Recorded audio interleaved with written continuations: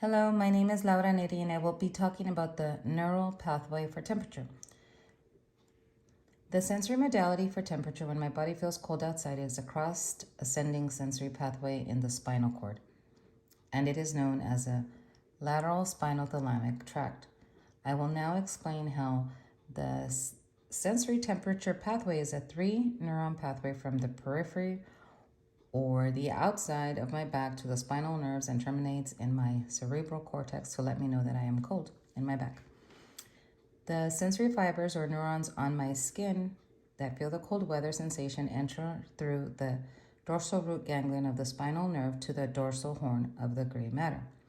Right here, the first order neuron is found on the dorsal or posterior spinal root in a mass known as a spinal ganglion.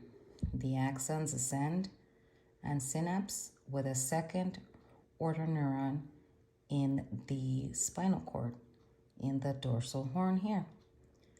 This tract formed by the axon is called lemniscus.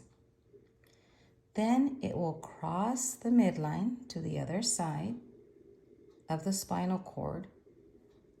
This is where the decussation occurs. Then the neuron enters the lateral white column or the lateral spinal thalamic tract, then goes up the brainstem and up the ventral posterior lateral nucleus in the thalamus.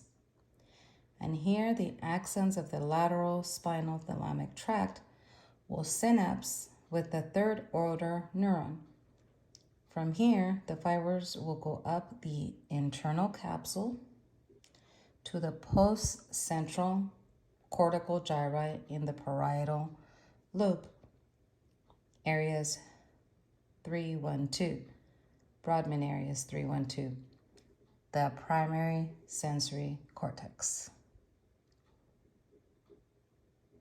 Thank you.